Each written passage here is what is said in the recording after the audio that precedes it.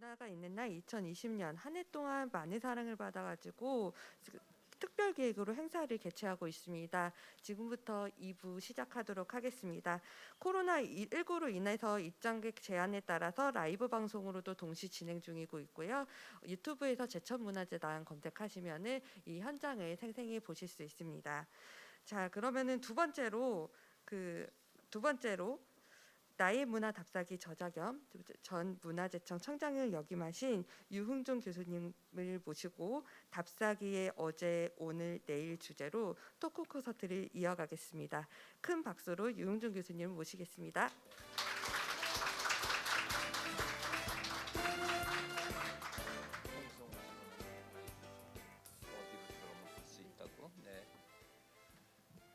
네, 반갑습니다.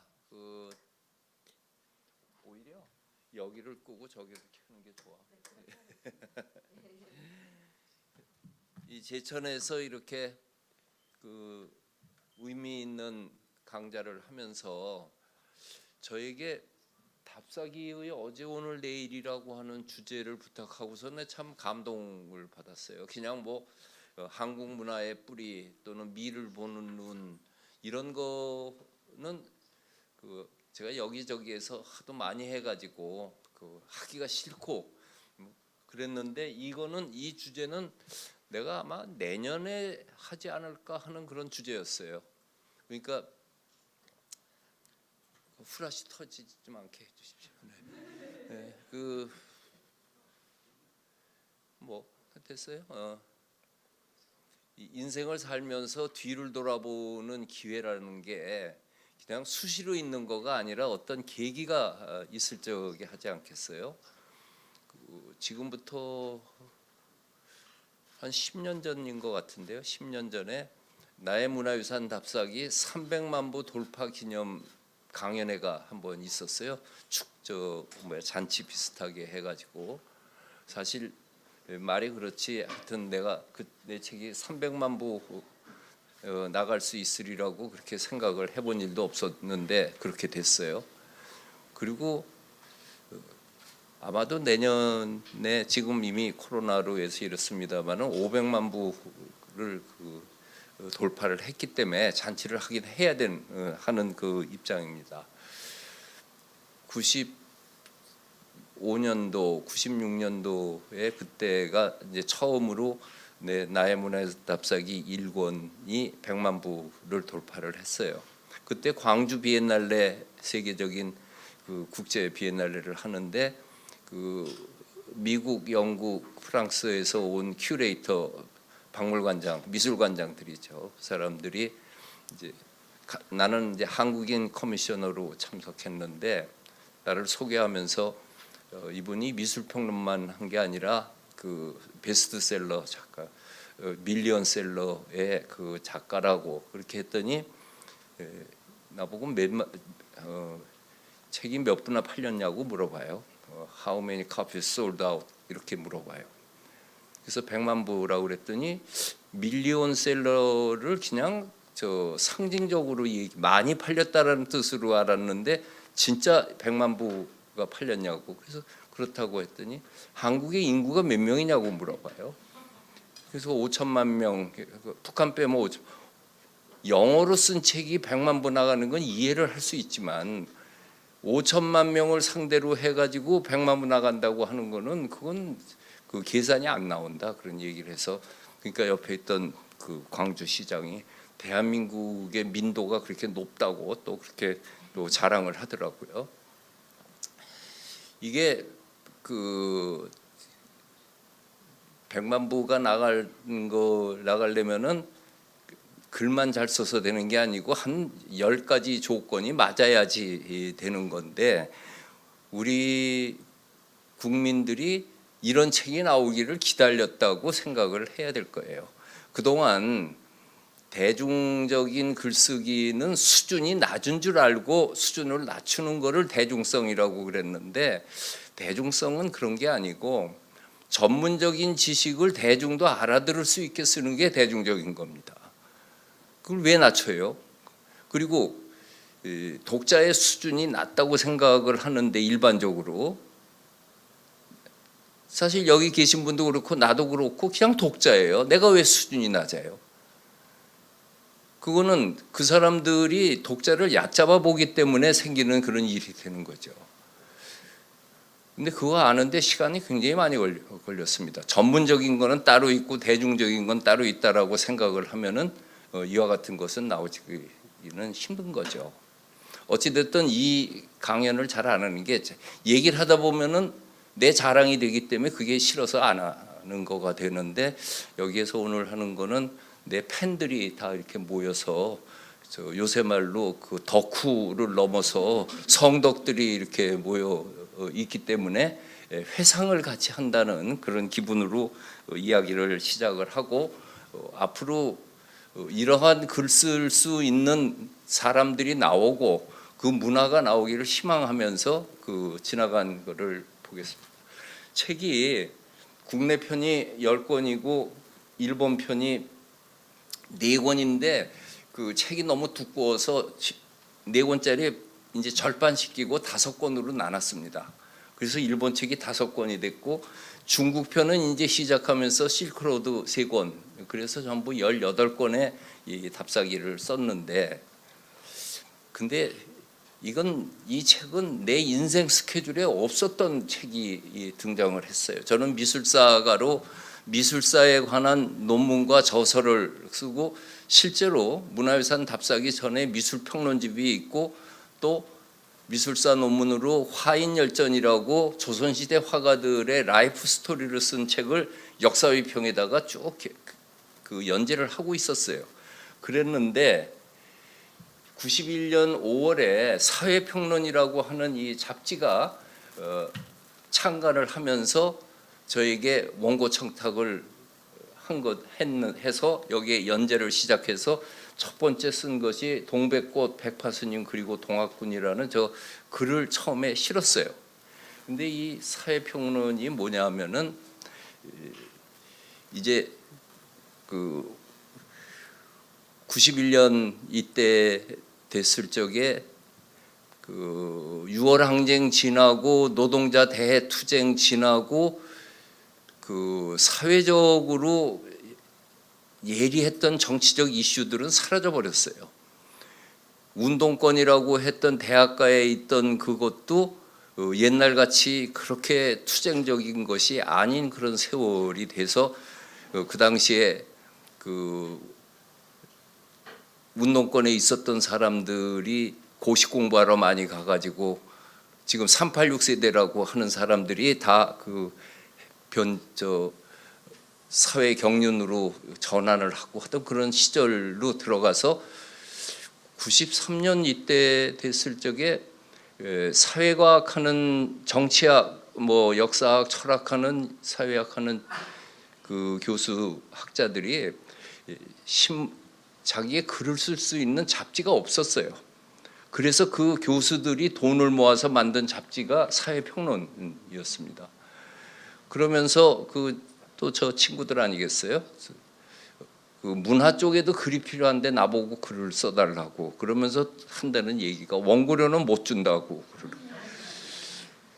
그 원고료도 못 주면서 뻔뻔스럽게 그 원고 청탁을 했는데, 가만히 생각하니까 그 당시에 글을 쓸 적이면은 신문에 쓰는 글은 소모품이기 때문에 나중에 남지를 않습니다. 책으로 묶지도 못해요. 잡지에 쓰는 글은 그래도 에세이집이나 이거 되는데, 그 당시 신동아나 월간 조선에서 원고 청탁하면은 대개 35매 정도입니다. 잡지에서 35매 이상은 인터뷰하거나 뭐해서 특집에 나오지 일반 글은 35매 이상이 없어요. 그러니까 내가 쓰는 글을 저금해 두는 기회가 없어서 원고료 안 받는 거는 좋지만은 내가 무얼 쓰고 얼만큼 쓰는 건 내가 정하겠다. 그래서 나의 문화유산 답사기라고 하는 것으로 원고지 80매 정도를 내가 쓰겠다.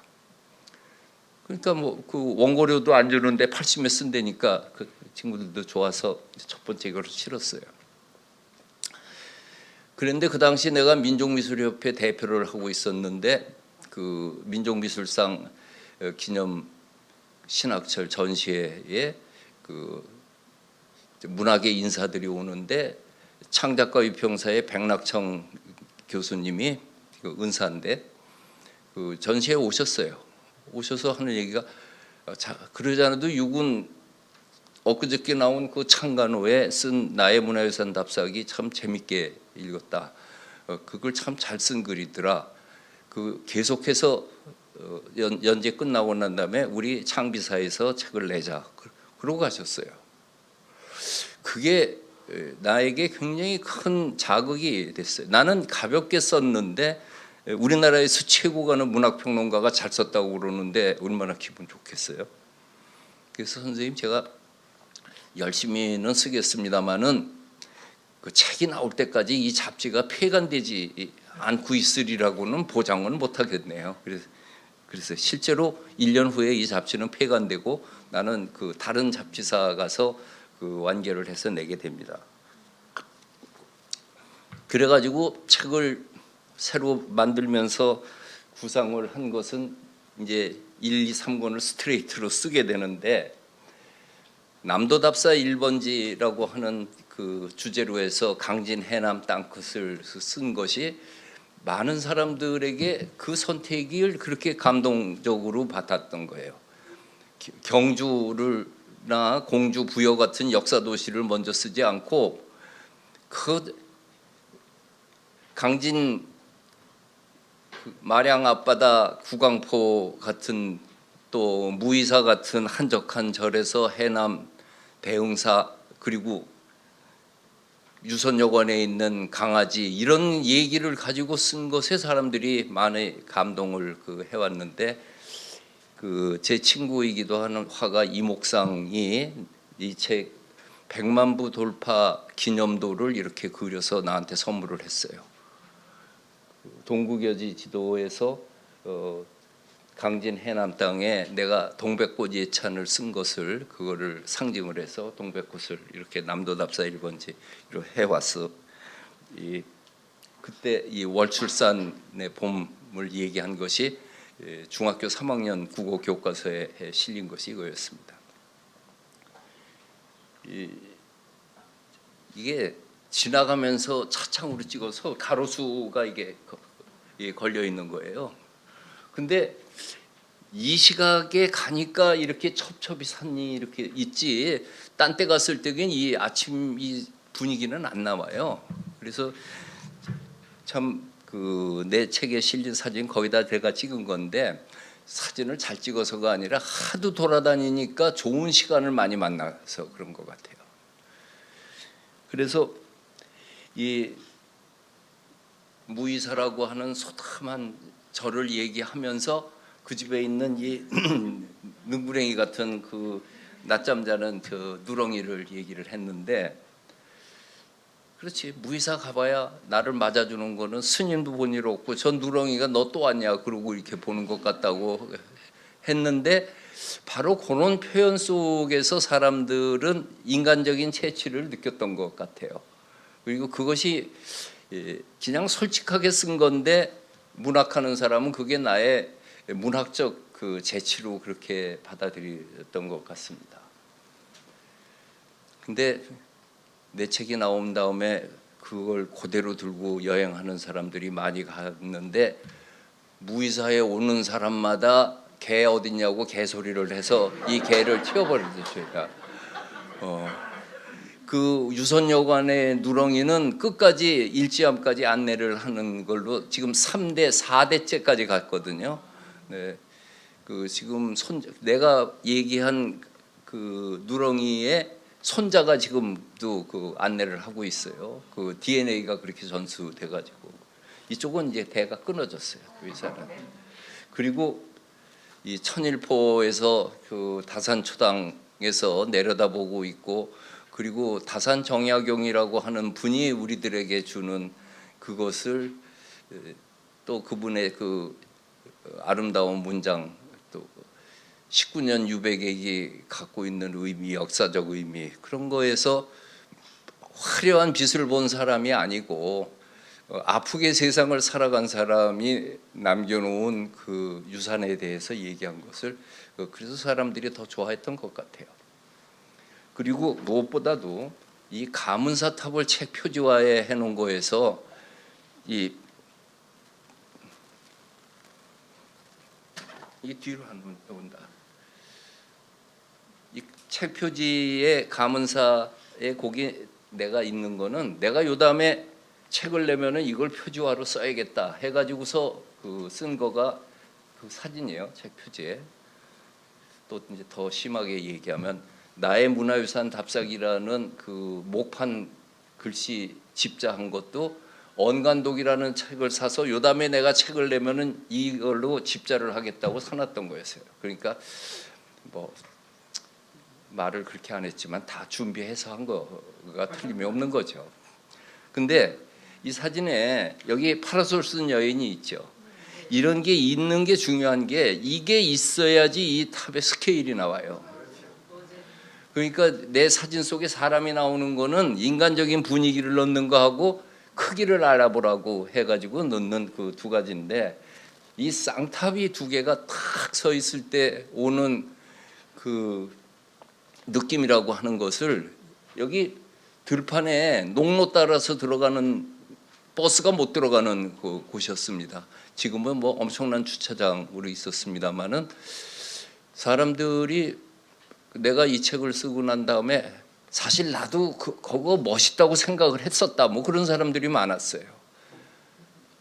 근데 그거를 자신감 있게 얘기 못 하다가 나 같은 사람의 글을 보고 나서는 그때부터 이제 같이 그걸 느꼈던 모양입니다. 더군다나 성덕대왕 신종에 대해서 그 글을 쓰면서 이거 이동하는 이 에밀 레종의 신화와 신화라고 하는 제목으로 해서 그 옛날의 신화와 이 시대에 있었던 이야기를 쓰는데 경주 관아에서 경주 박물관으로 6km를 이동을 할 적에 에밀 레종 키가 3.3m인데 그걸 박스에다가 포장을 해놓으니까 5m가 되고 트레일러 위에 올라가니까 7m가 돼서 그게 경주 시내를 통과를 하려면은 전신주가 다 가지고 지나갈 적에 한전에서 나와서 끊어주고 가는 그 얘기가 나오는 거예요. 근데 에밀 레종이 아침에 28번 저녁에 33번의 종을 치는 것이 그때 계속 쳤어요. 이거 어느 순간에 안 치겠다고 그랬는데 종은 쳐야 되는데 그건 종은 깨질까 봐 안 친다고 그러는데 아니 이제부터 안 친다고 그러면 치다가 깨져서 안 치나 계속 안 치나 안 치는 거 마찬가지잖아. 차라리 계속 치다가 깨져서 안 쳐야지. 그리고 종은 쳐야지 녹슬지 않고 모든 기계들은 작동 안 하면은 그것이 망가지는 거와 마찬가지 원이에요. 에밀 레종이 19.2톤이에요. 19.2톤짜리를 갖다가 방맹이로 친다고 해서 그게 깨질 일이 없어요. 단지 이 365일 안 치다가 제야의 종만 치면 그건 문제가 생깁니다. 계속 쳐야지 그거가 살아있지 가만히 있다가 그날만 치게 되면은 그거는 깨져요. 상원사에 있는 월정사 위에 있는 상원사 동종이 에밀 레종보다 먼저 맞는데 그게 터졌어요. 그거는 겨울에 잘못 쳐가지고 이렇게 됐죠. 근데 어쨌든 이 에밀 레종을 이야기하면서 에밀 레종에 써 있는 1037자의 글이 천하의 명문이에요. 종이란 무엇이고 우리는 왜 이 종을 만드는가에 대해서 써 있어요. 거기에 이렇게 써 있는 거예요. 무릇 심오한 진리는 가시적인 형상 이외의 것도 포함돼서 부처님은 때와 사람에 따라 적절히 비유해서 진리를 알게 하듯 신종을 달아 진리의 원음을 듣게 하셨다. 부처님의 말씀을 받았으면 불경이고 부처님의 모습을 만들면 불상이고 부처님의 목소리를 만들면 종소리니라. 누구든지 이 종소리를 들으면은 절대자가 갖고 있는 너그러움과 원만함 그것이 다 함께 느껴지기를 바라면서 이 종을 만들었다. 그러니까 성덕대왕 신종은 장중하면서도 맑고 온화해요. 터지는 소리가 안 나요. 이게 현대 사회 속에서 인문적 가치를 추구하는데 저런 존경하는 마음이 갖고 있는 거는 계량적으로 안 나오지만 그것이 결정적으로 창작의 자세에서는 엄청난 명작을 낳았다는 그 이야기들이 사람들에게 세상에 저런 명문이 있었던가 하는 그런 생각이 이 책을 결국 그 밀리언셀러로 만들었던 것 같아요. 그래가지고 그 이듬해 2권은 바로 써야 되는 걸로 생각을 해서 2권을 쓰는데 석굴암에 대해서 쓴 것이 3부작에 걸쳐서 석굴암을 썼어요. 그리고 그 석굴암의 이 본전불이 일본에 있는 흥복사의 일본 불상 낙양 용문석굴에 있는 이 비로자나 불상을 보면은 그 나라 사람들이 갖고 있던 이상적인 인간상을 만들어서 이 일본 불상 보면은 사무라이 끼가 아주 그냥 완연하잖아. 네? 네. 이게 보편적인 이런 모습들이 나오는데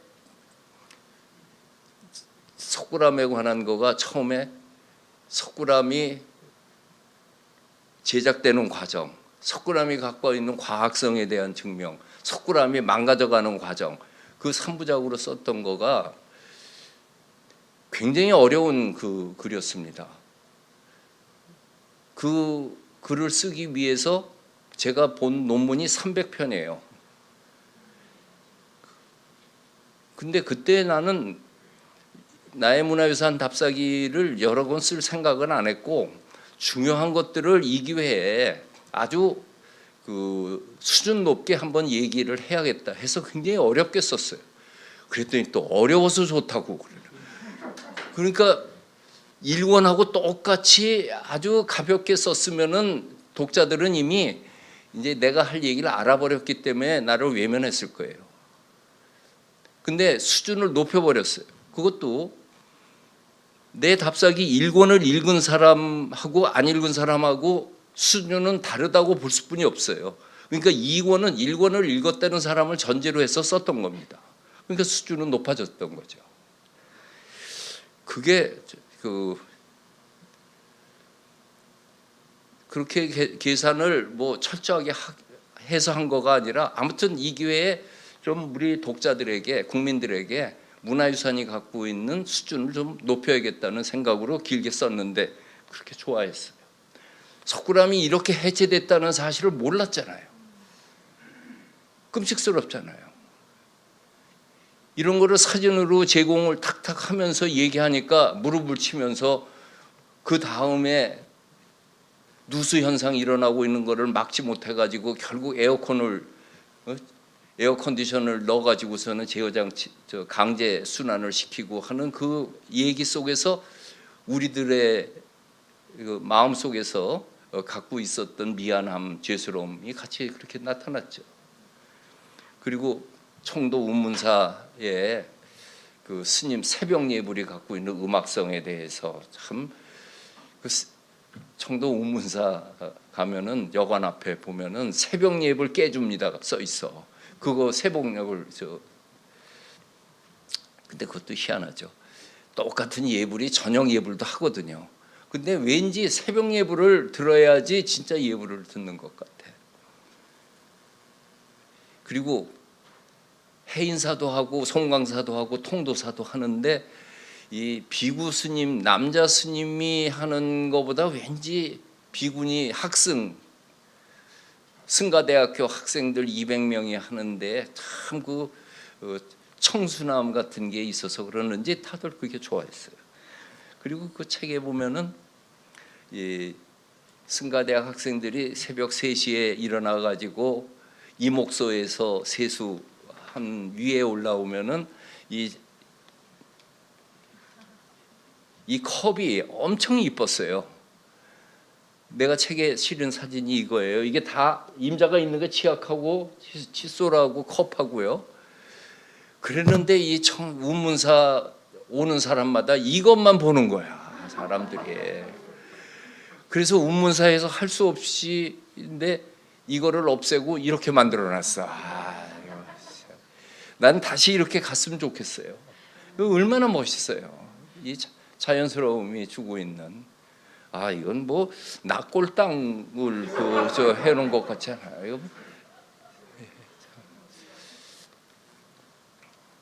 그리고 어디 잭이 여기서 봤나? 안동의 그 이야기를 쓴 거는 우리 무형유산이 갖고 있는 가치. 그래서 안동 답사기가 책의 4분의 1이에요. 70페이지가 넘을 거예요 아마. 그래서 그 제사 지내는 거에서부터 안동 양반들이 갖고 있는 그 갑갑함 정도의 그 고집스러우면서 우리 전통을 지켜가는 얘기, 또 병산서원의 이 멋있는 건축을 얘기하면서 이 종갓집에서 이루어지고는 제사 지내는 이야기를 쓰고 안동 사람들이 나 한번 만나보자는 사람이 그렇게 많았어요. 네가 서울 사람이 어떻게 안동을 이렇게 알았느냐고.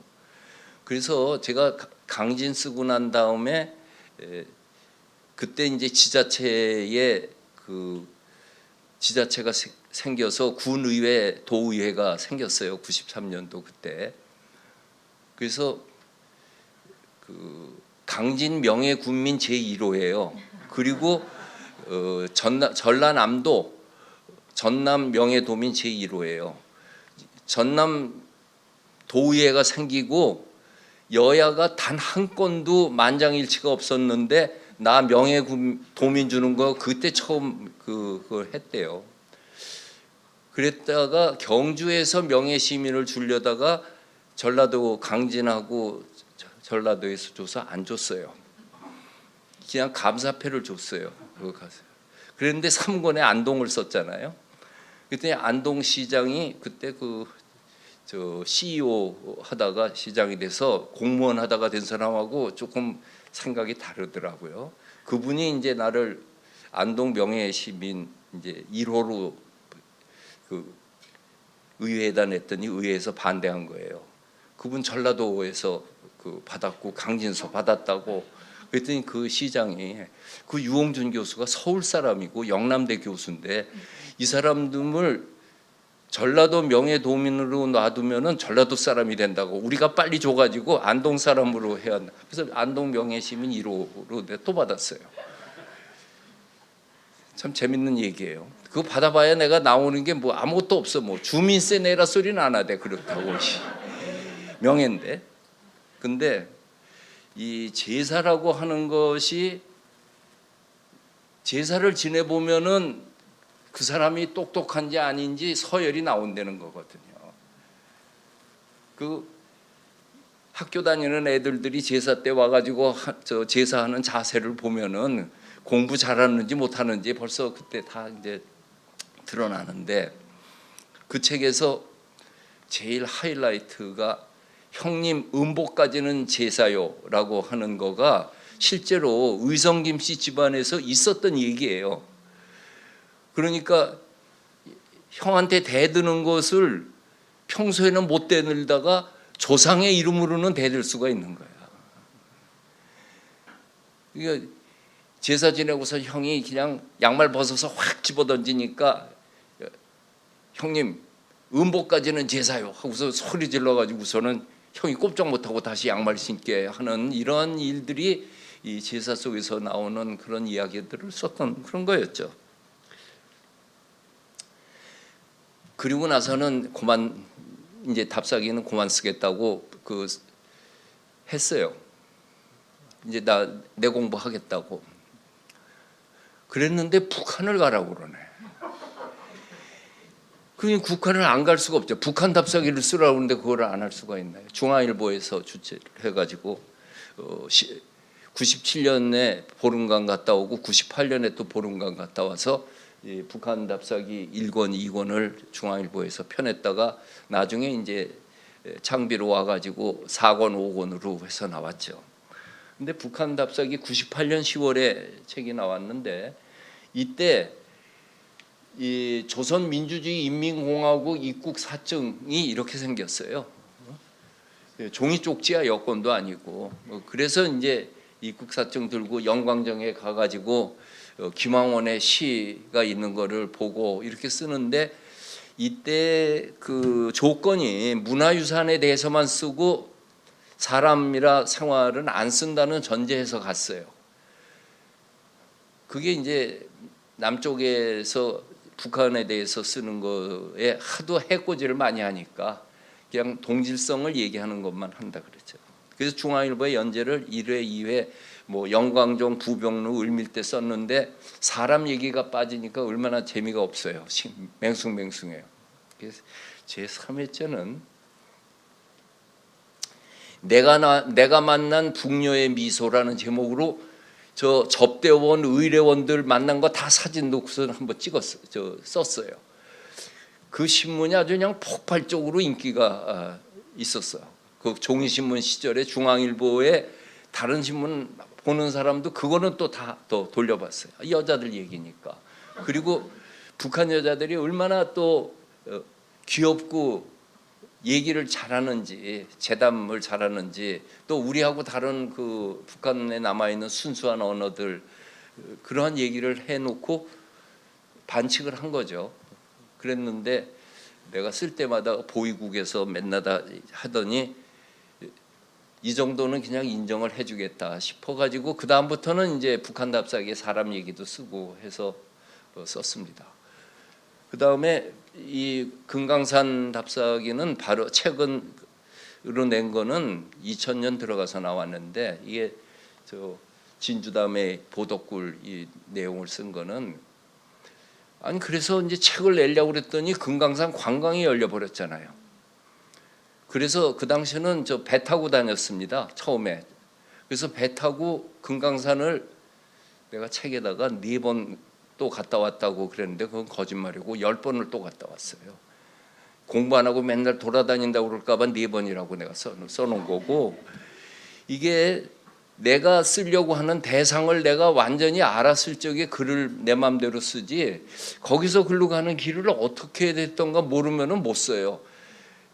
내가 글 쓰면서 답사기 쓰면서 어려운 거는 그 유물이 갖고 있는 팩트를 얘기하는 거는 어렵지가 않은데, 글로 가는 과정과 그 갔을 적에 그 주변의 분위기, 그것이 요즘처럼 뭐 스마트폰으로 마냥 찍는 거가 아니라 그 35mm 슬라이드 필름으로 써가지고 그 기억을 해야 되는데, 그러니까 현장을 더 가가지고 확인해서 이 금강산 답사기까지 해서 5권을 쓰고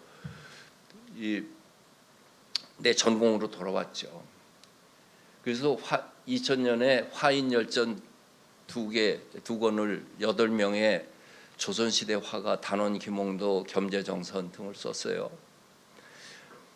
나는 우리나라의 그 출판 문화 속에서 언제부턴지 없어진, 뭐 아직도 제대로 보이지 않는 거가 바이오그래피, 전기 문학이 굉장히 약해요. 이 전기 바이오그래피는 인간이 인간에 대한 관심보다 더 많은 거는 없어요. 그 사람의 삶을 보면서 나의 삶도 가꾸어 가는 거고, 나를 반추해서 보고 나의 롤 모델도 삼고, 그리고 인생도 배우는 건데, 이 인문학자들의 잘못인지 작가들의 잘못인지 전기 작가가 우리가 없어요. 여러분, 우리 훌륭하다는 사람들, 원효대사 또는 이순신 장군, 퇴계 이황, 다산 정약용 전기 본 적 있어요? 기가 막히게 없어요. 기가 막히게 없어요. 근래에 나온 것들이 이제 나오기 시작을 했는데, 내가 추사 김정희를 저기에 완당평전을 3권으로 썼는데, 추사 김정희가 죽고 150년이 됐는데 아직까지 전기가 나오지 않은 이유가 뭔가, 그거에 대해서 쭉 썼어요. 그럴 수뿐이 없는 여러 가지 이유가 있었는데, 또 저렇게 책을 내니까 또 저거 틀린 것만 연구하는 사람들이 있어. 그래가지고 그 틀린 거를 연구한 사람이 기껏 한다는 얘기가 추사의 전기가 이미 나왔는데 자기가 최초로 썼다라고 하면서 아무개가 쓴 무슨 책이 있다라고 지적을 했어요. 그래서 나 깜짝 놀랐죠. 그래서 봤더니 그게 소년소녀 아동문고로 써 있는 거였어. 우리 아동문고라고 하는 거에 위인 전기가 있잖아요. 이게 서양식인 거든. 서양은 전기문학이 발달돼서 그거를 아동도 읽게 만든 게 아동문학의 위인 전기인데, 우리는 전기는 없고 아동문고만 만들어져 가지고서 퍼졌기 때문에 아동문고로서 명작이 하나도 없는 거예요. 거짓말이 많아 거기에는. 이 전기는 소설하고 달라요. 바이오그래피는 팩트 자체로 써야 되는 거예요. 김훈의 칼로레는 이순신 장군의 소설이지 전기가 아니잖아요. 그건 소설은 소설로서의 의미가 있는 거고 전기는 전기예요. 또 전기라고 해서는 그러면 이렇게 두꺼워 가지고 읽을 수가 없어. 그 전기 책 자체로서는 의미가 굉장히 있지만은 일반인들이 읽는 거에는 우리가 원하는 그거는 안 나와요. 근데 서양은 이 바이오그래피 전통이 어느 정도냐 하면은 오바마가 전기가 곧 나온대요. 근데 선인세로 받은 거가 200억이야. 우리 돈으로. 이미 그 사람의 전기가 나온다 하면은 그렇게 사요, 사람들이. 그리고 자기가 살았던 삶을 세상에 증언을 해놓는 것은 다른 사람의 삶을 위해서도 좋다는 그 전통이 쭉 있어가지고 뭐 훌륭한 위치에 있었던 사람만 바이오그래피 쓰는 게 아니에요. 저 클린턴 대통령하고 연문을 퍼뜨렸던 르윈스키라는 여자 있어요. 걔도 자서전을 냈어. 그게 서양에 지금은 그 슬픈 얘기지만은 바은즈 앤 노블슨이 보더스 또 워터풀 같은 대형 서점, 우리로 치면 교보문고 같은 영풍문고 그런 대형 서점을 가면은 이 베스트셀러 코너가 있어요. 그 베스트셀러 코너를 얘는 사람이 많이 가는 데인데 거기 기역자로 이렇게 꺾어지는 공간에는 어디든지 한쪽 두 개는 정해져 있어. 하나는 트래블이고 하나는 바이오그래피예요. 하나는 여행에 관한 책이고 하나는 전기에 관한 책이에요. 지금 알라딘에서 책 분류하면서 소설, 비소설, 인문 쓰는 중에 인물이라고 써 있는데 그거는 영어를 잘못 번역한 거예요. 인물이 아니고 전기예요. 근데 우리는 전기를 묶어서 할 수 있는 양이 없어요. 전기 코너를 못 만들어. 생산한 게 없으니까요. 나는 우리 인문 정신이 복원하기 위해서는 전기 문학이 복원돼야 한다고 생각을 해요.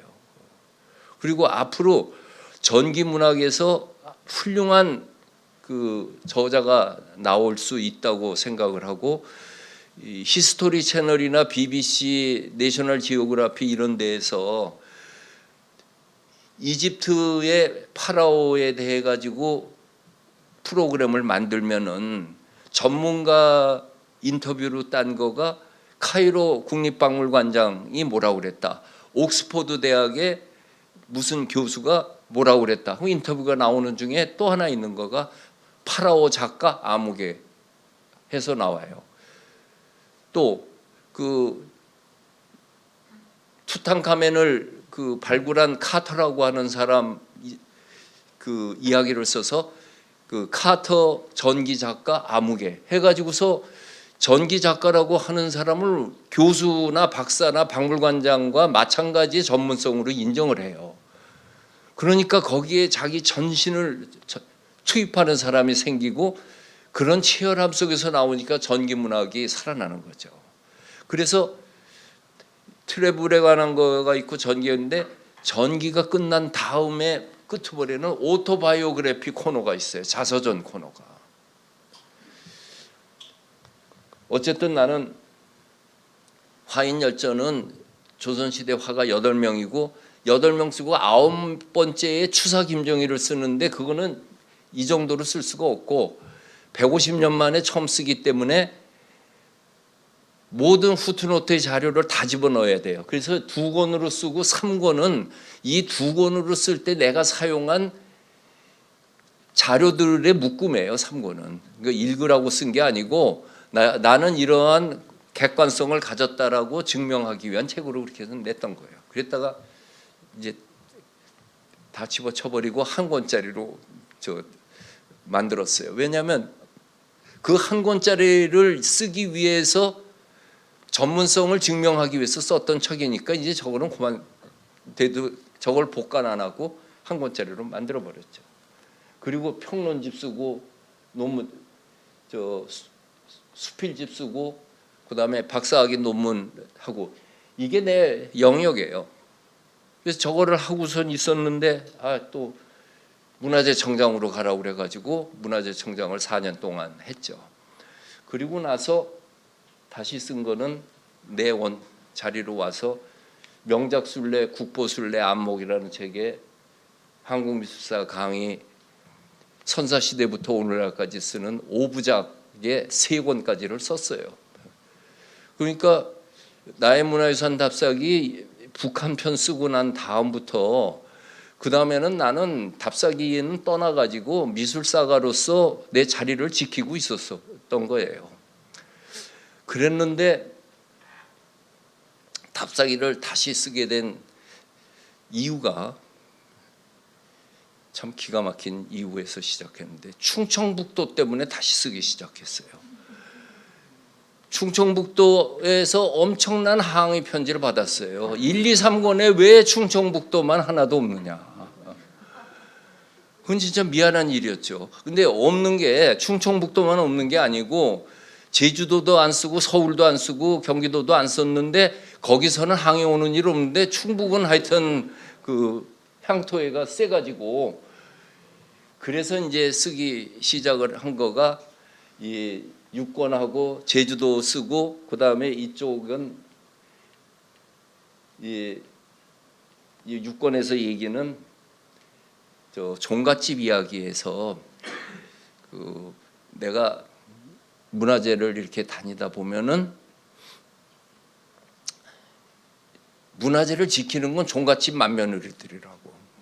근데 이분들이 애로사항이 굉장히 많아. 문화재가 간섭하지. 종친들이 와가지고선 군소리가 많지. 집에 잡초 한번 뽑아주는 일도 없으면서. 그래서 내가 종갓집 맏며느리 협회를 만들어서 사무총장을 하려고 그랬어요. 그래가지고 종갓집 막 조사를 하다가 포기를 한 거가 어디까지를 종갓집이라고 해야 되는지 개념이 힘들고 종가는 시골에다 놔놓고 지금 서울에서 사는 종가는 이건 종가로 쳐야 되나 아닌가. 그 다음에 종가라고 하는 것에 한 200군데 중에 180군데가 안동 지역이에요. 안동은 어느 동네 가도 종갓집이 다 있어. 근데 충청북도 뭐 보은에 있는 선병국 가옥 이런 식으로 또 정읍에 있는 김누구 가옥 이런 해남에 있는 윤씨 가옥 이렇게 몇 개만 남는데 안동은 그냥 동네마다야. 그게 아주 안동의 중요한 특징이죠.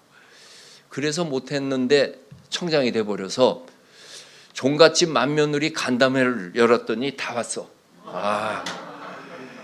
그래서 이분들의 애로사항을 듣고 뭐 해서 그 해결할 것들 그때 해드렸었죠. 이 참 멋있는 행사였습니다. 그리고 참으로 이 영남대학교 교수로 있는데 대구에 있는 시각장애인 협회에서 나한테 우리 시각장애인 장님들을 데리고 답사를 한번 해달라고 부탁이 왔어요. 눈물 나는 얘기예요.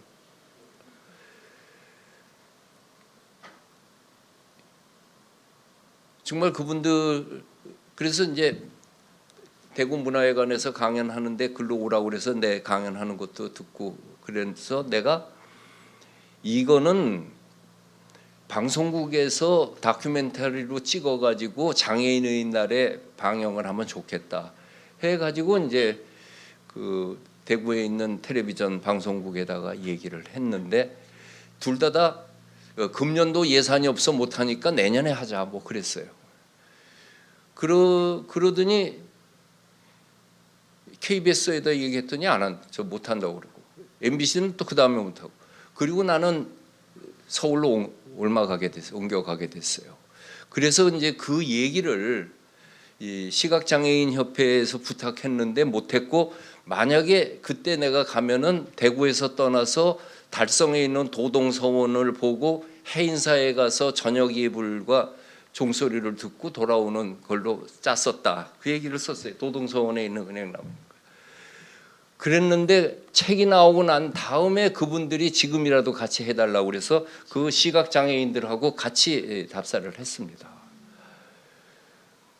그 시각장애인이 여러 가지 형태가 있는데 선천적으로 시각장애인이 있는가 하면은 10살까지 세상을 보다가 갑자기 뭐 교통사고나 돼서 못 보는 사람이 있어요. 그런 사람들은 이미지를 얘기하면 자기가 그리는 거예요. 그러니까 답사 갈 수가 있는 거지. 그리고 제주도 답사기에서는 다른 것보다도 제주도의 오름이 이렇게 아름답다는 것을 얘기를 해서 360개의 오름 제주도 전체를 볼 수 있게 하고 또 마침 그 올레길이 열리면서 제주에 가면은 그 바가지 쓰는 관광만 다니던 거가 이제 자연을 그 편안히 즐길 수 있는 걸로 가야 돼서 내가 제주 답사기 서문 보면은 제주 허씨를 위한 답사기라고 그랬잖아요. 렌트카는 허로 시작하거든. 요새는 하호까지 나왔대 지금. 그래서 이제 그 렌트카 해서 이렇게 다니는 그 답사기를 쓰고 이 와글에 있는 그 500년 된 팽나무에 그 귀기 서려 있는 그 와글 본향당 이야기 같은 거를 제주의 민속학자를 통해서 전달받은 거를 썼죠. 그리고 이제 지금 8번째 책에 강물은 그렇게 흘러가는데를 쓰면 것이 여기를 쓴 거예요. 도담산봉의 경우 또 이것이 단원 김홍도 그림하고의 아름다움, 한병루에 있는 하륜이 쓴 그 멋진 기문, 또 온달산성이 보여주는 장중한 그 산성의 모습, 이게 의림지로 해서 나 이제 강의 끝나고 이 장락동 가서 이거 마저 보고 와야 되는데 아까 우리 시장님한테도 이 앞에 그 문화재 지역이니까 그 집이 들어오지 않고 하여튼 이게 뒤에 아파트 배경하는 건 좋은데 이 앞은 그 보존을 해놓는데 여러분도 한번 생각해 보세요. 내 말이 접수될 수 있는가? 서산 마애불 있는 데에 보원사터라고 하는 곳을 내 답사기에 썼는데 거기를 정비 학생들 대학생들 데리고 갈 때 보면은 보원사터에 탑도 있고 뭐 승탑도 있고 그런데 그거보다 들어가는 입구에 호밀밭이 있어가지고 애들이 오면 그 호밀밭에 들어가 보는 거야. 그 애들 들어갈 적이면 아마 밀밭에서 너와 내가 서로 만나면 키스를 해도 누가 하나요? 그 노래 생각하고 들어갔을 것 같아. 호밀밭이 키가 크니까. 그리고 그 옆에 집터에 고염나무가 있는데 그 가을 요새 같은 때 가면은 그 고염이 얼마나 달아요. 근데 이 문화재 정비를 해가지고서는 잔디 탁 해놓으니까 이건 가도 생경한 거야. 내가 청장을 지냈지만은 문화재 복원할 적에 그거를 잔디를 만들어 놓는 것이 상투화됐는데 그게 맞는 건지 호밀밭이 되든 감자밭이 되든 토란밭이 되든 농사를 그 빈터에 짓게 하는 것이 더 보존이 되는 건지 자연적인 환경과 어울리는 게 더 중요한 게 아닌가 그런 그래서 여기에 그렇게 하기 힘들면은 청매실을 100주 심어가지고 백매원이라고 해가지고 보면 매화꽃 필 때 또 매화 청매실 딸 때 그때 여기가 아주 명소가 될게 해가시면 어떻겠냐고 아이디어로 했는데 그 끄떡이셨는데 어떻게 한다는 뜻인지 저 알아 내가 뭔지는 모르겠어. 그 왜냐하면 그것도 시장 마음대로 못 하거든. 걸림돌이 얼마나 많은데요. 또 문화재 보호구역이고 문화재청에서 이제 그건 안 된다고 또 그럴 수도 있는데 하여튼 설득해서라도 그렇게 놓으면은 이 장락동 탑이 영양 본감에 있는 거, 안동 조탑동에 있는 거, 안동역 동부동에 있는 거, 그리고 의성여중 앞에 있는 거, 빙산사진 이 전탑 모전석탑이라고 하는 거가 이 안동권에서부터 여기까지 이어지는 데에만 있는 거예요. 딴 데는 없어요. 통일신라 시대 때 지역적인 양식으로서의 이 모전석탑이거든요. 참 멋있고 우선 이 동네 이름도 멋있잖아요. 장락동인데. 그리고 자양성당 저 서원에 대해서는 뭐 여러분들이 우리 의병 운동에 대해서 있는데 황사영 백서에 참 만 몇백 자죠. 여기서부터 근데 중간에 요걸 탁 띄워놓은 거가 그게 참 멋있어. 이 조형적으로 이 황사영 백서의 내용은 뭐 잘 아실 거고 모르는 사람은 이 책을 사서 보면은 아주 그냥 자세하게 쓰여 있는데 지금은 이게 교황청에서 갖고 있는 거고 저 인터넷으로 어떻게 보면 되나? 우리 저 한국예술종합학교 총장을 하시고 서울 오페라단 단장을 한 작곡가 이건용 선생이 광주 민주화 운동을 소재로 한 박하사탕을 오페라로 작곡을 했어요. 근데 코로나 때문에 공연을 못 하고 그냥 그 합창단하고 해서 하는 거가 유튜브에 올라와 있는데 그 시청률이 관객보다도 훨씬 많아. 몇만 명이 그 접속을 했어요. 그분이 지금 작곡하고 있는 거가 이 황사영에 대해서 하고 있어요. 그 신유박해에 대해 가지고 쓰면서 특히 황사영을 중심으로 해갖고 쓰고 있어요. 그랬는데 내가 저 우리 미술 시장 뭐 옥션 이런 데를 잘 하는데 언제 했는지 모르겠는데 황사영 백서 요거하고 똑같은 레플리카를 만들어 가지고 복사인데 원본하고 똑같이 만든 복사가 만들어진 게 있었어요. 그래서 이거 요만하죠. 그래서 선물을 내가 사서 했더니 그거를 그냥 그 밑에다가 지금 책상 위에 밑에다 놓고서는 이렇게 보면서 아주 행복하게 그분이 황사영 오페라가 완성되면은 그 완성의 한 5%는 나의 그 지원이 있었다고 얘기를 해도 되는. 나는 뭐 그냥 한번 보고 안 봐도 고마워. 그 사람은 이거하고 유물과의 대화를 통해 가지고 자기 이미지를 그렇게 해가는 거죠. 근데 하여튼 매력은 요 가운데 다 비었던 거. 이것도 없었으면 그냥 얼마나 답답했겠어요. 영월에 있는 법풍사는 법풍사보다 전나무 숲길이 멋있어요. 그렇죠? 공부를 핑계로 해서 놀러 다니는 거야. 답사라고 하는 거야. 그리고 우리나라 절은 절 건물보다도 진입로가 아름다운 거고요. 로케이션이 멋있는 거죠. 그렇게 해가지고 있는데 2013년 저 때부터 2014년까지 1년 반인가 1년 반 동안에 미친놈이야. 일본 답사기 5권을 썼어요. 1년에 두 권씩 썼다는 얘기야. 근데 그때 거의 신들린 듯이 쓴 것 같아요. 왜냐하면 이건 내 전공이 아니거든. 일본이 내 전공이 아니에요. 근데 아베가 날뛰는 거 보고 이 한일 간의 문제를 이렇게까지 놔둬서는 안 된다 하는 생각이 들어가지고 그들이 잘못하는 건 잘못하는 거고 우리는 뭘 그렇게 잘했는가.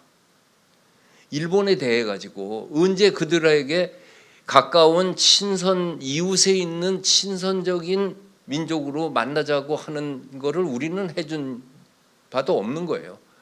옛날에 당했던 것에 대한 물어내라 소리는 그렇게 열심히 하면서도 그들이 가질 수 있는 자존심을 얘기해 준 적은 없어요. 그래서 내가 쓰기를 일본은 고대사 컴플렉스 때문에 역사를 왜곡하고 한국은 근대사 컴플렉스 때문에 일본을 무시하고만 있다. 둘 다 이 컴플렉스를 없애고 만나라. 일본의 최초의 쇼군 장군이 사카노우의 다무라 마로예요. 900년 무렵이죠. 그 사람이 백제계 6대 손이에요. 도레인에. 그래가지고 일본에 대해서 쓴 책을 보면 청수사에 있는 사카노우에는 백제계 도레인으로 일본의 최초의 쇼군이 돼가지고 우리 도레인들이 일본을 이렇게 지배했다 이렇게 써 있어요. 아니 도레인 6세가 일본 사람이에요? 백제 사람이에요? 그 사람이 백제 도렉의 의식이 있다 하더라도 삶 자체는 일본 사람이니까 쇼군이 된 거 아니에요. 그게 그래서 백제가 지배했다면 케네디 대통령, 바이든 다 아일랜드 사람이에요. 아일랜드가 미국 지배했다고 그래야 돼. 우리가 일본이 뭐 멋있다고 그러면 다 우리가 해줬다고 그래. 그런 식으로 따지면 우리 보고 중국 사람은 뭐라고 그럴 거예요. 다 우리가 해줬다고 그러면 우리 할 말이 없어. 똑같은 논리라면. 태극기가 뭐예요? 주역의 원리를 갖다가 중국 사람의 로얄티 내라고 그러면 우리 어떻게 할 거예요? 우리는 그거를 동아시아의 지성의 보편적인 것으로 받아들였다라고 대답해야 되는 건데 그래서 이건 그렇지가 않다. 그러고 보니까 우리들이 일본 역사를 배운 적이 없어요. 조몽 시대, 야요이 시대, 무로마치 시대 그때가 언제인지 들어보지도 못한 사람도 있는 거예요. 그래서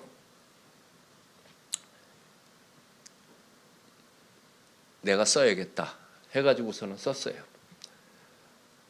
그랬더니 일본 전공한 사람들이 내가 여기에 쓴 게 역사는 유물을 낳고 유물은 역사를 증언한다. 역사는 유물과 함께 이해를 해라. 그래야지 이 역사를 배울 적 잊혀지지 않는다. 그런 기조로 해서 썼더니 일본 문화사를 이해하는데 가장 좋은 책이었다고 뭐 칭찬도 하고 그래서 일본 문화원 초청으로 해서 롯데 호텔에서 그 학자들 모아놓고 강연도 하고 그랬어요. 그랬더니 또 뭐라고 그러냐면은 저 사람이 일본을 전공 안 했기 때문에 저런 책을 쓸 수 있었대. 일본을 전공한 사람은 저렇게 통으로 못 쓰는 거예요. 오히려 나는 틀려도 아무 그 부담되는 게 없어. 한국미술사 전공하는 사람이 그 정도 얘기한 것만 해도 대단하다 소리를 할 수 있는 그런 해방감이 있었던 거는 사실인데 사람이 그래요. 한 군데 매몰되면은 그 전체를 쓰는 데에서는 적임자가 아닐 수 있는 거가 생기는 거예요. 그래서 일본 답사기 중에서 우리와 고대사와 현대사로 관계되는 것까지만 쓴 거예요.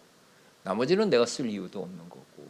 그래서 어쨌든 그 2년 만에 내가 다 쓰리라고 생각은 못했는데 또 그것도 어떻게 베스트셀러가 또 됐어.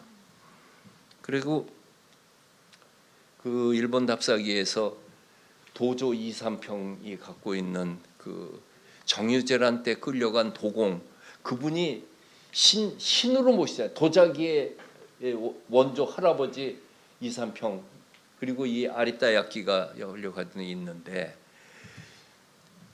일본의 도자기를 우리 도공들이 가서 그 자기 문화를 만드는데 그 글을 쓴 거 보면은 끌려간 도공들이 고생한 얘기를 쓴 게 어마어마하게 많아요. 도공이 그럼 고생하지 뭐 집에 앉아서 공부한다. 도자기 굴려면 공부하는 거. 나무도 해야 되고 흙도 퍼야 되고 하는 거죠. 잘 생각해 보세요. 이삼평이라고 하는 사람이 공주 학봉리 계룡산 까마의 무명 이름 없는 도공이었어요. 근데 그 사람이 나베시마 번주가 데려가서 내 땅에 있는 거 너 마음대로 쓰고 도자기만 만들어 달라. 그 도공에게 마음껏 일할 수 있는 기회를 준 거예요. 그가 이즈미 광산에서 백토를 발견한 거가 1616년이야. 그래서 일본 도자기 중에 1616이라는 브랜드가 있어요. 사람이 기술을 갖고 있는 사람에게 네 실력 마음대로 발휘하라고 했을 때 그거보다 신나는 게 어디 있어요. 만약에 이삼평이 일본에 끌려가지 않았으면은 이삼평인지 사평인지 우리는 알지도 모를 거야. 있었는지도 모르는 거예요. 존재를. 인간적인 승리를 보는 거죠. 그런 식으로 터놓고 이야기를 해서 나는 양쪽으로부터 이제 비난받을 소지가 많잖아요. 일본은 일본대로 욕하고 여기에 또 국수주의자는 국수주의자대로 그 화살을 독화살을 맞을 것 같은데 서문에다가 아주 능청 맡겼었죠. 나는 양쪽으로부터 환영받지 못할 소리를 많이 해서 쌍방으로부터 독화살이 날아올 것을 걱정하는데 나는 이미 장풍을 배웠기 때문에 어떤 화살도 다 내가 물리칠 거다. 뭐 쏠려면 쏴라 그렇게 했는데 아직까지 쏜 거 없었어요. 내가 한 이야기는 그런 거였어요. 그리고 백제 무령왕이 일본 가까라시마에서 태어났다라고 하는 사실이 아는 사람이 몇 명이나 되는 말이에요. 충격적인 거 아니야. 백제 무령왕이 일본에서 태어났어요. 왜 일본에서 태어났는가? 근데 일본 답사기 보면 나와. 그 내가 여기서 언제 다 설명을 해요. 사실은 알고 있어야 될 거 아니에요. 그럴 리가 있는가? 지금 가까라시마에 있는 기념비예요. 이 반가사 유상이 우리 일본 국보가 우리 거에 있다고 하는 얘기는 그렇게 나오고, 근데 일본에 무시할 수 없는 것 중에 하나를 시에산에 9세기 830년 무렵에 최징이라고 하는 스님이 이렇게 썼어요. 조천이루 차죽국보, 1000가지 중에서 한 구석을 비치면 그것이 곧 나라의 보물이다. 1000가지 만가지 중에 한 가지만 잘하면 그게 국보다. 이게 장인 정신을 길러냈어요. 그래서 일본에는 그 노포 신이세가 그렇게 발달을 했어요. 그리고 장관하다가 자기 집에 포목점 5대째 내려온다고 포목점에 앉아서 마루 그 비단 끊고 앉아 있는 사람, 미쓰부시 상무이사 하다가 아버지 돌아가셨다고 철공소 가가지고서 그 감독하고 하는 사람, 어마어마하게 많아. 이런 케이스는 일본에 있는 그 오래된 신사 앞에는 임진왜란 때 출병할 때 만들었던 떡집이 지금도 있어. 우지에 있는 그 오래된 찻집은 500년 된 찻집이 지금도 그대로 하고 있어요. 그게 시간이 많이 지났지만 나 아직 버스를 늦게 해서 그냥 해도 되는데 해도 되죠. 그런 장인이 있었기 때문에 이 장인 정신은 외형적인 특징은 디테일이 아름답다고 끝까지 최선을 다한 거거든요. 그래서 건축가 미스반데로에게 명작이 뭐냐고 물어보니까 God is in the details. 신은 디테일 안에 있다고 그랬어요. 디테일이 아주 섬세하죠. 일본에 33간당이라고 하는 절집이 있는데 여기에 등신대 크기의 16비 관세음보살 1000분이 늘어서 있어요. 그게 12세기, 13세기에 아틀리에에서 만들어낸 거예요. 이렇게 만들어내는데 일본이 별거 아니라고 그러고 다 우리가 가르쳐줬다고 그러는 법이 어디 있나요? 우리의 이런 게 어디 있어요? 걔네들이 만들어낸 일본 문화예요. 2002 한일 월드컵이 한일 공동으로 주최했잖아요. 그래서 양쪽 축구협회장이 공동 조직위원장으로 조직위원이 양쪽에서 이렇게 왔다가 서로 인사를 해서 일본 조직위원은 우리 정몽준 회장 만났고 우리 조직위원 30명이 일본 오카노 위원장을 인사를 갔더니 자기 사무실로 오라고 누추하지만 우리 내 사무실로 오라고. 그게 무슨 뜻이냐면 손님으로 대접한다는 뜻이에요. 호텔로 오라고 그러는 거는 의례적으로 만나는 거고 사무실로 오라는 거는 그분에게 더 손님으로서 높여준다는 거. 그거보다 더 높이 대접하는 게 있죠. 우리 집으로 오라고 그러는 거죠. 그래서 부인이 해준 음식을 주면서 같이 하는 거예요. 사무실로 오라고. 근데 그 오카노 위원장이 은퇴하고 자기 집이 4대째 내려오는 다이야끼 집이래. 다이야끼는 도미빵, 우리말로 치면 붕어빵 가게거든요.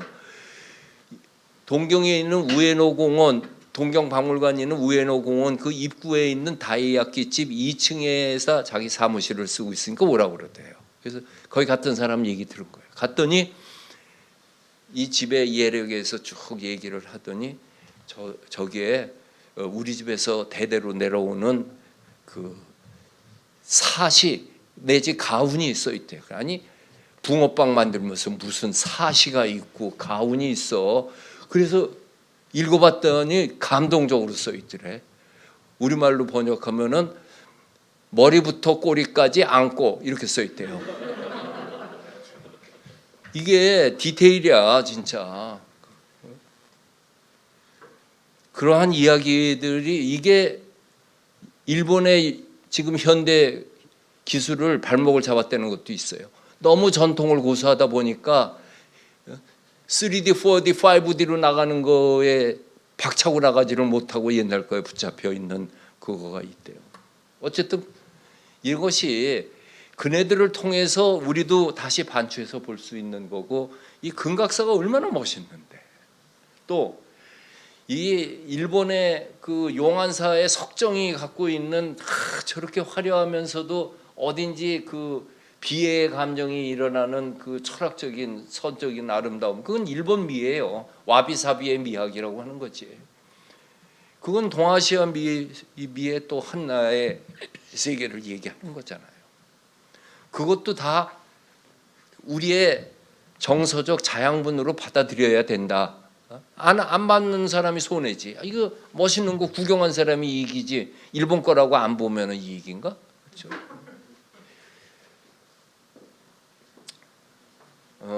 아무튼 그런 의미에서 일본을 이렇게 쓰고 이제 서울로 답사기로 왔어요. 이 건물이 생긴 지 얼마 안 됐지만은 내가 여태까지 다녀본 중에 가장 멍청한 강의실이 여기다가 이렇게 놓고서는 어떻게 들어오고 어떻게 나가냐고. 졸구선도 나가지 못하잖아. 이사장님이 여기 계신데 저쪽에 벽 떨어서 뚫고 뒷문 만들어야 돼요. 그렇지 않으면 이거 쓸 수가 없는 거예요 사실은. 생전에 어디 강의도 안 가본 사람이 설계하고 그런 것 같아. 한심할 거예요 얼마나. 아니면은 비탈이라 되지도 않잖아. 저쪽에다가 놓고 이걸 뒷문으로 해놔야죠. 그렇죠? 그래도 오늘 큰 거 지적하고 가는 거네. 앞으로 두고두고 나를 고마워해야 돼. 저쪽에 이제 벽만 뚫으면 되니까. 그리고 이제 서울 답사기를 쓴 거예요. 서울 답사기 고궁에 대해서 쓰는데 딴 거보다 한양 도성 만드는 이야기 참 정도전에 여기에 결정하는 과정도 드라마틱하고 그거를 3개월 만에 도시 설계를 맞춰가지고 1년 후에 종묘를 세웠는데 이 종묘가 어마어마한 건축이에요. 여기서 여기까지 100m 되는데 지붕만 있고 10주 사이에 신의가 19분이 모셔져 있어요. 27명 왕 중에서 그 재위 기간이 짧고 잘 알려지지 않은 분은 영영전에 따로 모시고 우리가 알고 역사에 나오는 분들은 여기 있는 거예요. 그러니까 이대 정종이라든지 인종이라든지 이런 분은 다 저쪽에 단종도 그렇고.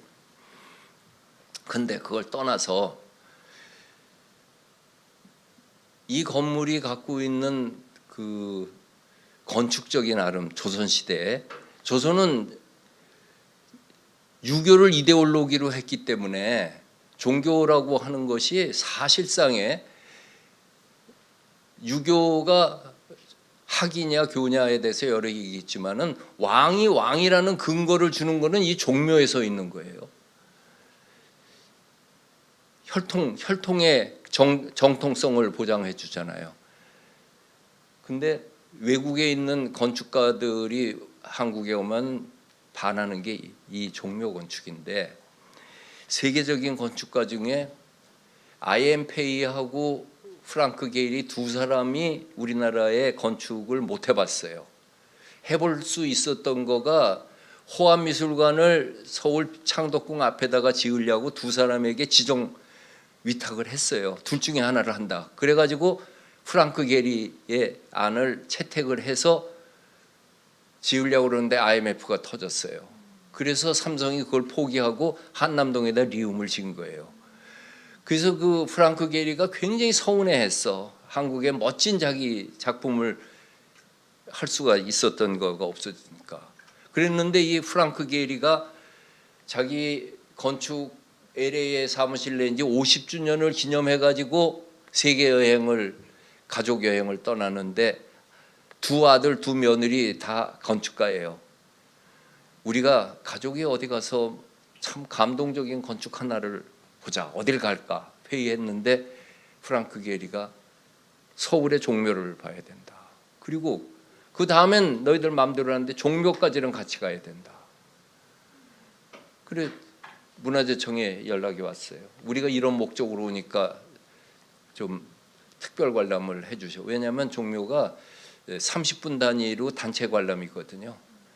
그래서 그러면 9시에 와라. 우린 9시 반에 그 첫 손님이니까 미리 와라. 그래서 왔어요. 그 사람이 이따위 집 짓는 사람이야. 이 빌바오에 있는 구겐하임 뮤지엄 프랑크 게리가 티타늄으로 해가지고서는 그냥 강철 가지고, 하여튼 프랑크 게리는 명작 아니면은 괴상한 거 둘 중에 하나예요. 아주 뒤셀도르프 사람은 그 건물만 없앴으면은 하는 그 사람, 그런 집이야. 이런 집을 짓는 사람이 종묘에 와가지고 탁 이렇게 보면서 하염없이 보는 거야. 그래서 뭐가 그렇게 아름답냐고 했더니 건축으로 이와 같이 정밀의 공간을 만드는 건 기적에 가깝다. 또 하나 있다 그러면 아덴의 파르테논 신전이 있을까? 이게 서양에 파르테논 신전이 있다면 동양에는 종묘가 있다는 얘기야. 이런 이야기를, 이게 잘못하면 국뽕이 되는데 국뽕이 안 되게 쓰기 위해서 이 프랑크 게리를 난 이제 끌고 다니는 거지. 내가 하고 싶은 얘기를 저 사람을 통해서 해야죠. 그리고 거미불로 화이불치. 김부식이 백제 본기 온조왕 15년에 작신궁실 새로 궁궐을 만들었다. 그래놓고 그 미학은 검소하지만 누추하지 않았고 화려하지만 사치스럽지 않았다. 이 얘기를 답사기 상권에서도 쓰고 여기에서 9권에서도 쓰고 안목에서도 쓰고 국보순례도 쓰고, 나는 우리 이게 한국의 조선의 미학이에요. 정도전이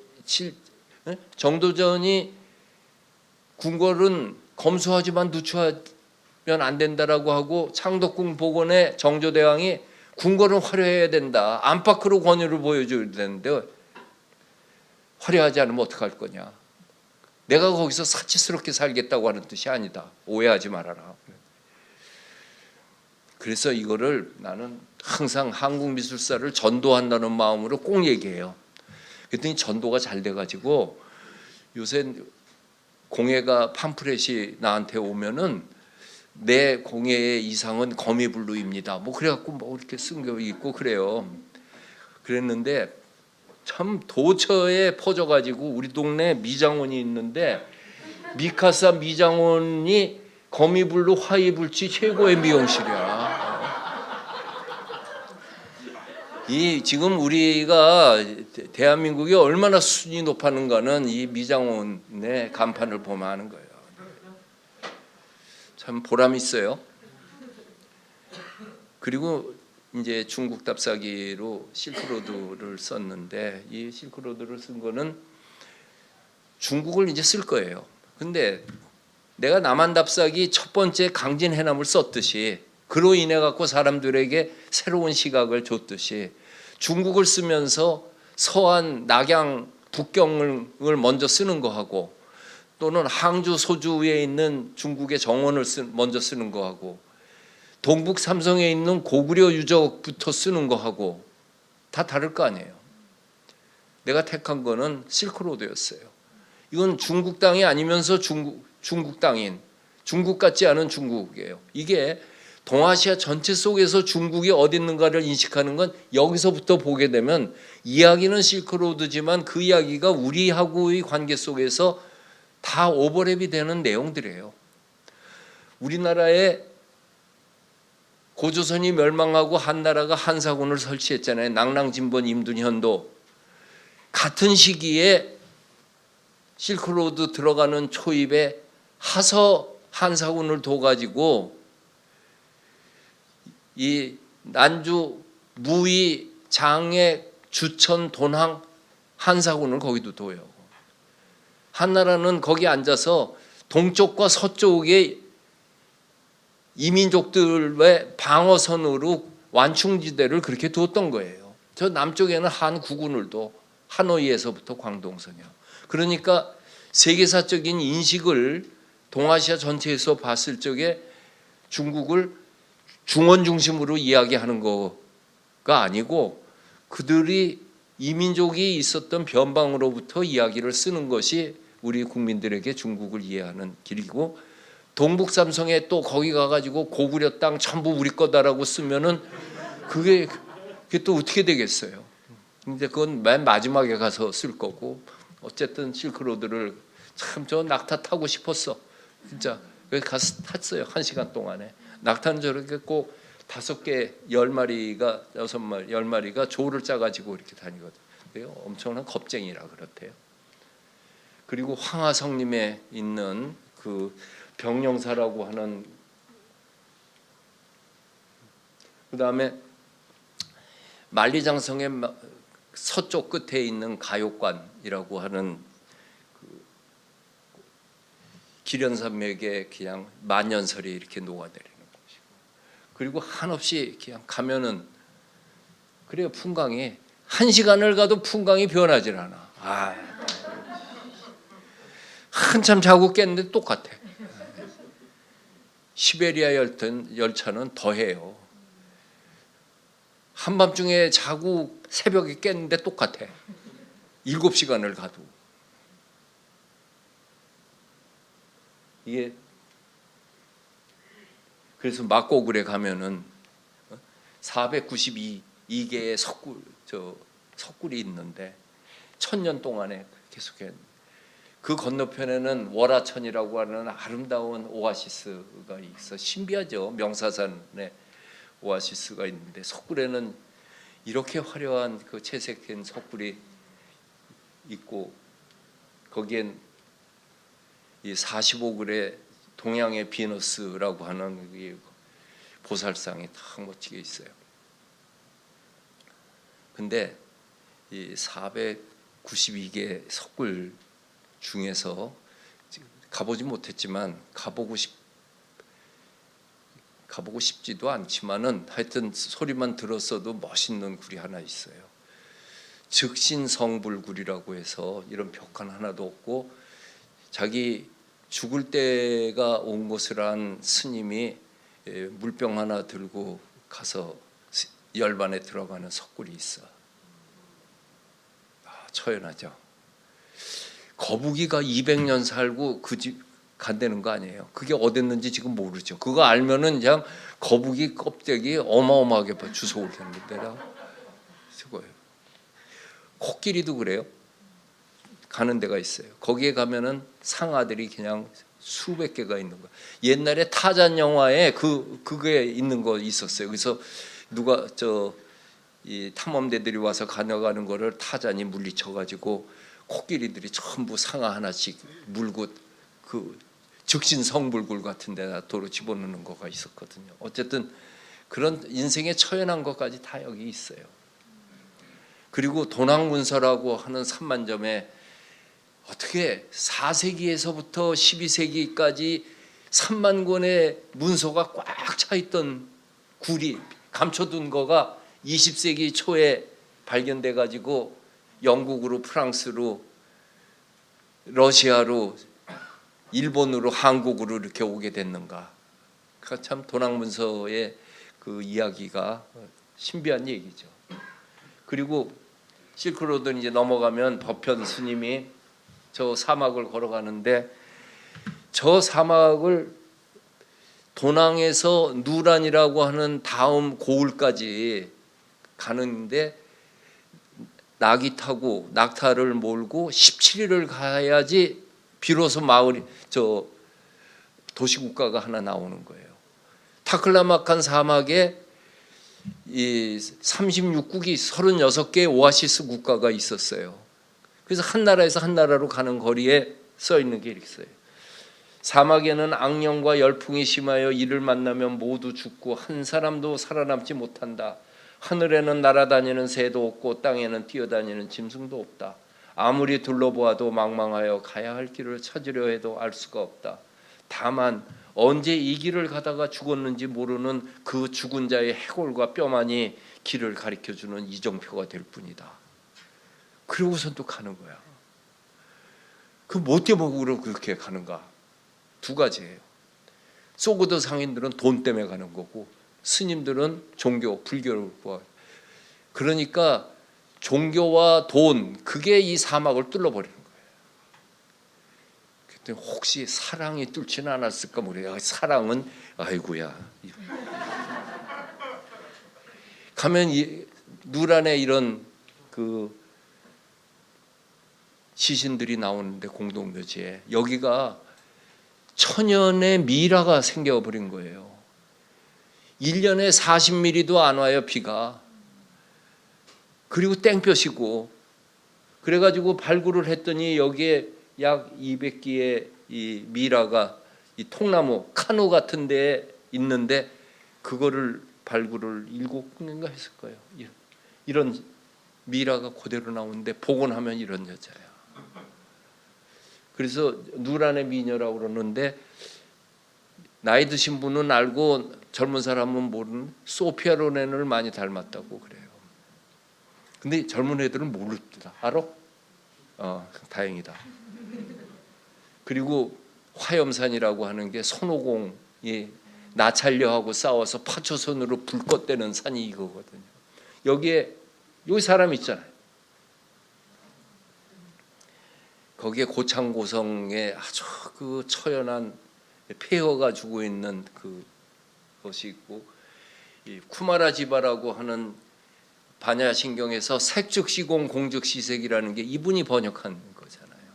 이분이 공이라고 하는 거가 한자로 번역하는데 없을 무에 해당한단 말이에요. 근데 무하고는 달리 공은 무는 존재가 없는 거예요. 공은 존재는 없지만 작용은 있는 거야.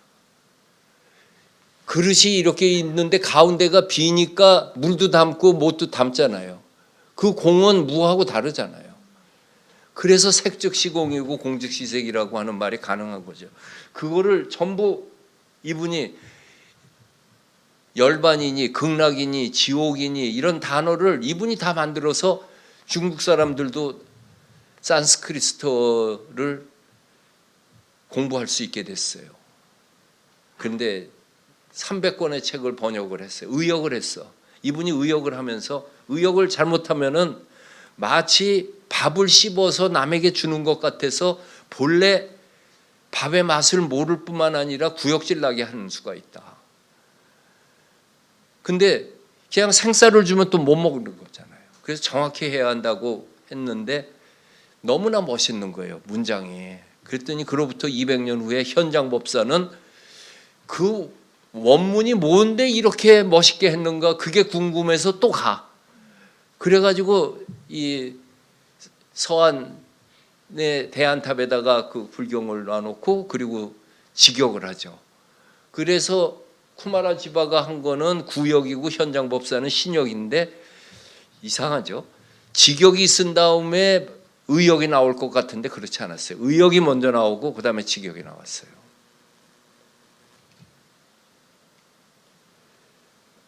그리고 도낭문서 마지막 도낭문서라고 하는 곳에서 이 펠리오라고 하는 그 귀신 같은 프랑스 탐험가가 28살 때 13개국어를 했어요. 중국어를 중국 사람보다 더 품위 있게 했대요. 산스크리트뿐만 아니라 쿠차어도 할 수 알고 티베트어도 할 수 있고 이 중앙아시아어들이 비슷비슷해 가지고서는 그렇게 했대요. 근데 그분이 도낭문서를 탁 펴서 가져갈 것, 없어도 되는 것, 있으면 좋고 없어도 고만인 것, 이게 세 가지로 분류를 했는데 하나를 탁 폈더니 저거를 두루마리를 폈는데 이렇게 찢어지고 책 껍질에 모두 웃고 누가 썼는지도 없는데 읽어보더니 이게 말로만 전해지는 해초의 왕호천축국전이다라고 이 사람이 밝혀요. 아, 참 그런 귀신이 있어. 그래가지고 그거를 상해에 와가지고 발표를 했더니 사람들이 이렇게 놀래서 법현이 쓴 게 있고 현장 법사가 쓴 게 있고 이제 해초가 쓴 게 있는 거예요. 근데 일본의 도낭 학자가 그 해초는 신라 사람이다라고 하는 걸 또 밝혀요. 그래서 이제 우리에게 해초의 왕호천축국전이 알려지게 되는 거죠. 그 실력 있는 사람 귀신은 또 그런 거예요. 거기에 나오는 시가 4편이 있는데 그 중에 한 편이 그대는 저 파미르고원에서 이제 돌아오는 길에 결국 한국으로는 안 왔, 신라로는 안 왔어요. 장안에 있어서 거기에서 저 밀교의 세 번째 3대째에 그 가서 6명이 집단 지도 체제가 되는데 거기서 서열 2번이었으니까 그 중국에서 크게 출세한 그 스님으로 있었죠. 거기에 이런 시가 있어요. 티베트 파미르고원에서 티베트 승려를 만났더니 나 이제 처산 넘어서 티베트를 가야 되는데 참 정말 저 죽겠다. 언제 또 저 험한 데를 가야 되는지. 그래서 이제 해초가 쓴 시야. 그대는 티베트가 멀다고 한탄하지만 나는 동쪽으로 가는 길이 멀어서 탄식하노라. 길은 험하고 눈 덮인 산마루는 아득히 높고 골짜기엔 도적도 많은데 날아가는 새도 놀라는 가파른 절벽 아슬아슬한 외나무 다리는 건너기 힘들대네. 평생에 울어본 기억이 없건만 이 밤 따라 나는 왜 이렇게 눈물이 흐르는가. 그렇게 써 있어요. 두둥실 떠가는 그 구름을 보면서 그 편에 편지라도 붙이고 싶은데 바람이 불어서 급해서 듣지를 않는구나. 날이 따뜻해 기러기도 오지 않느니 누가 계림으로 내 소식을 전해줄 것인가. 이런 그런 내용이 확실하게 해초가 신라 사람이라는 걸 알립니다. 여기까지 썼고 이제 내가 희망사항이 11권은 서울 인사동과 북촌의 사대문 안에 대해서 쓸 거예요. 그리고 경주 남산과 남도의 산사들 하나도 안 썼어. 유서 깊은 고을 방문기도 하나도 안 썼어. 개성하고 백두산 삼수갑산도 안 썼어요. 섬 얘기도 안 썼어. 그래서 요 다음에 나오면 이제 인사동하고 뭐 얘기 쓸 거예요. 경주 남산에 여러 가지 불상인데 이거를 세우고 쓰면 좋은데 언제 세울지 모르겠어. 난 문화재 청장 시절에 이게 이 돌덩이를 연구원이 이쪽에 찾다가 보니까 얼굴이 있는 거야. 그래서 탁 보니까 이와 같은 불상이 있어. 저거를 이제 세우면은 경주 남산에 그냥 심볼이 되는 거예요. 대한민국을 자랑스럽게 생각하고 문화 민족이다라고 하면서도 가끔가다 슬퍼지는 게 이것을 발견했을 적에 우리 신문에서 크게 떠들지도 않고 저 구석에 남산에서 불상 나왔다야. 근데 그 다음 날 프랑스 르몽드 신문은 일면 톱 기사예요. 그리고 여기다 딱 써 있는 거가 그것은 5cm의 기적이었다. 5cm 차이로 코가 안 깨졌대. 이게 이럴 때는 정말 슬퍼요. 민도의 차이지. 아무튼 저거 쓰면은 남산 얘기 멋있게 쓸까? 이 얘기까지 넣어서. 아니 운주사에서부터 화순 쌍봉사로 송광사, 아이고 이게 보림사 하나도 안 썼어. 근데 쓴 게 없어 보면은. 가야 지산동 고분, 거기다 강릉에 있는 객산문에서부터 김해, 전주, 진주 저 하나도 안 썼어요. 백두산에 산수갑산으로 해서 백두산 올라가는 것도 안 썼고. 아, 백두산은 내가 북쪽에서 북한에서 2번, 저쪽 연변에서 2번, 4번 갔다 왔는데 갈 때마다 참 구경 멋있게 했는데 이런 사진은 나뿐이 없어. 왜냐하면 지금 먹구름이 와서 비가 내리기 시작해요. 그랬더니 이 길이 촉촉해진 거야. 딴 사진에 이런 게 있지를 않아요. 이렇게 해서 삼지연 공항에서 백두산을 향해서 쫙 해서 저거 넘어가면은 천지가 있어서 탁 가니까 있고 압록강에는 이렇게 뗏목이 흐르는데 뗏목도 한 달에 한 번 지금도 이렇게 뗏목이 이렇게 해서 압록강 흐르는데 어떻게 내가 갔을 때 뗏목이 오노?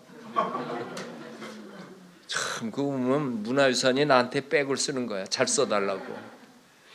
그리고 섬 이야기로 남해 그 다랑에 놓은 김한기가 태어난 안좌도 그리고 보길도의 세연정 이런 얘기들을 쓰고 내 책이 끝까지 쓸 수 있을런지 모르지만은 제가 이래봐도 나이가 72살이에요.